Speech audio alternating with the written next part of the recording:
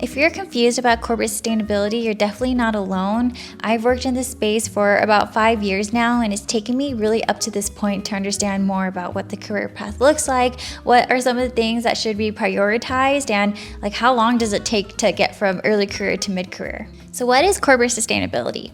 At its core, think about having the balance between the economy, the environment, and equity. These are some of the principles that you first learn while being in this space. And honestly, this concept has evolved over time. Around the 1990s to the early 2000s, there is a term called CSR, or corporate social responsibility. And this really did focus on where companies would donate money and volunteer for philanthropy and have environmental programs, but a lot of this is very voluntary. Companies really did focus on this because not only was it giving back to the community, but it also served as a brand reputational aspect to its core.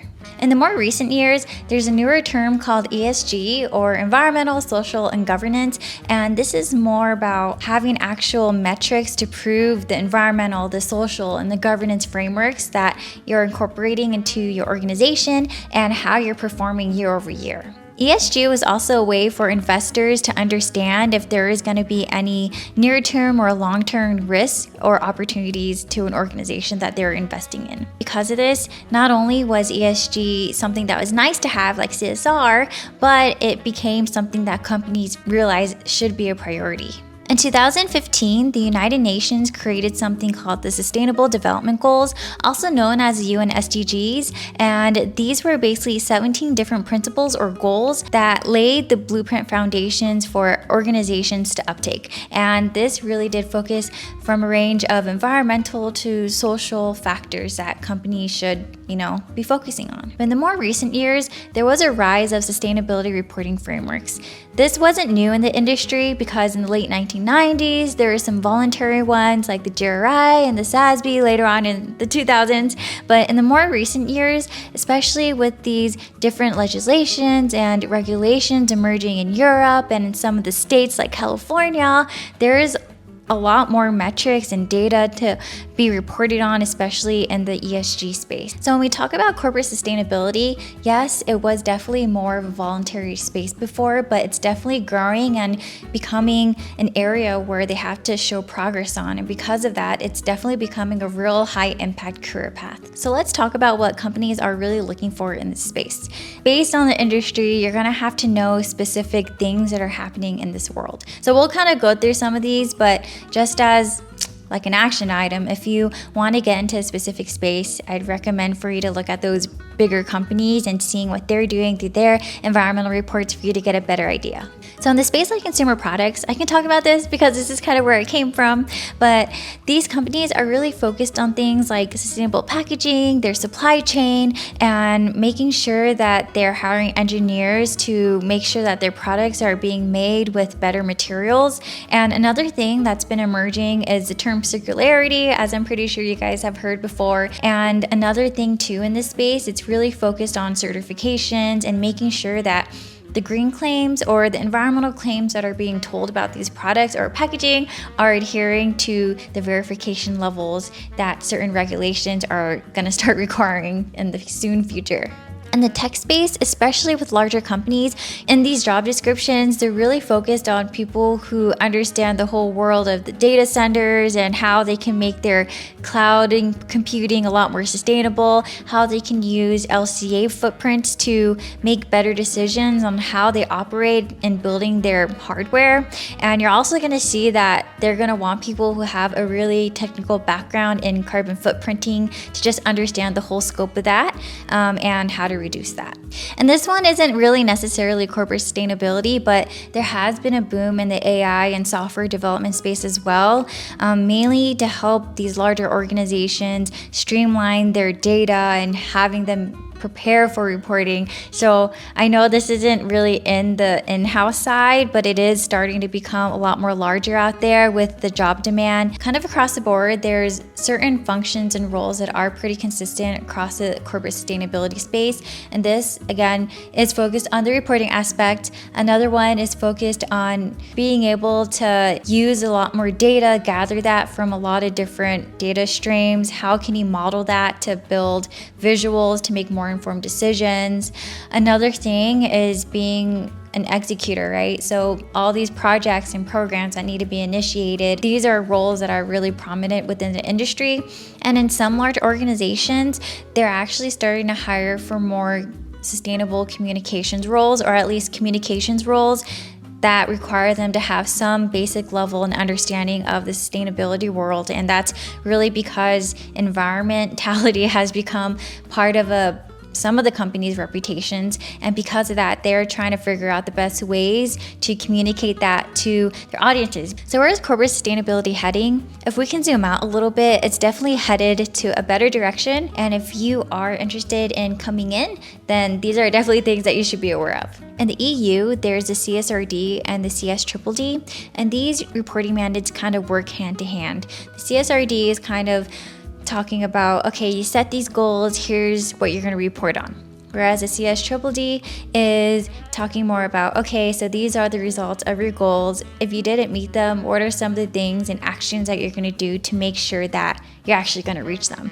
And this is honestly shaking up the industry, and a lot of companies are trying to figure out what to do here. In Europe, some companies have already started to report on it, but in the US, we've kind of had a little bit more time to figure that out. California passed some really important Senate bills requiring certain companies to report on their greenhouse gas emissions and some of their climate risks and opportunities because of that. And that's pretty huge for a state to require that type of information. You may have heard this a few years ago about how there's this section in China where they found out that they were using a lot of child labor. But because of that, companies are now required to understand and track what's going on within their supply chain. The last thing that I'll mention is something called EPRs, also known as Extended Producer Responsibility. This started, I think, in Europe, came to the US. It might have started at the same time, I may be wrong, but I know in the US only certain states have released this, and this is basically having the brand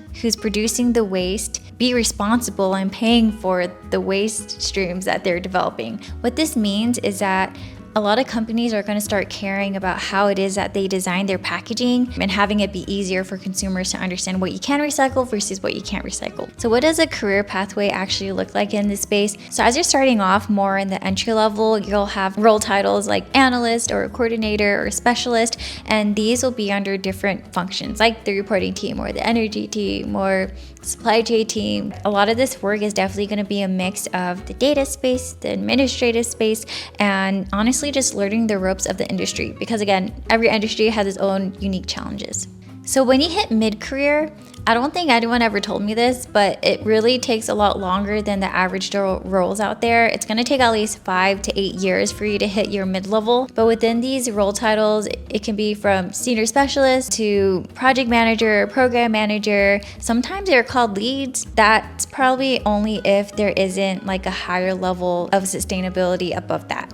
These roles may be managing teams, but it's not that common. It's more common for these people to be managing their own projects and programs and starting to work a lot more cross-functionally across all the different teams to get all these great initiatives going. At the senior level, these types of roles would be, senior manager, director, or even head of. But okay, head of is like, when you're 10 years from retirement type of age. These roles are going to be focusing more on the strategic level of sustainability within an organization, working or even directing and leading cross-functional teams, and trying to just take the understanding of the business, creating the best environmental objectives that they can, and making sure at an operational level that all the teams that they're managing are able to do that. I just want to hit this question one more time. I think I've talked about it before, but do you really need a master's degree? I didn't really know if I needed a master's degree to be successful going into corporate, but after working in there for a bit,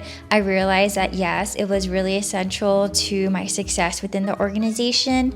I think when you're just starting out, it's not that big of a deal, but if you are someone who's looking to climb up the ladder, it's really important to have a master's degree. And it doesn't even have to be a master's of environmental science degree. Other people get an MBA, and there's typically like a sustainability focus in there. I have a video somewhere that I can share and pop in a card or something. But overall, there's just honestly a lot of technicalities when it does come to corporate sustainability. You're going to be able to be a lot more skilled in understanding what carbon accounting is, what are the reporting frameworks out there, how can you be more advanced at data analytics and visualization, how can you build a business case to make sure their initiatives get approved and done across the organization. So for some final advice with how the administration has been, at least in the US, I just really want to call out how the industry has been really hard and the job market has been really hard alongside all the difficulties going on within that. I know right now a lot of companies are kind of just hiring what they need to hire,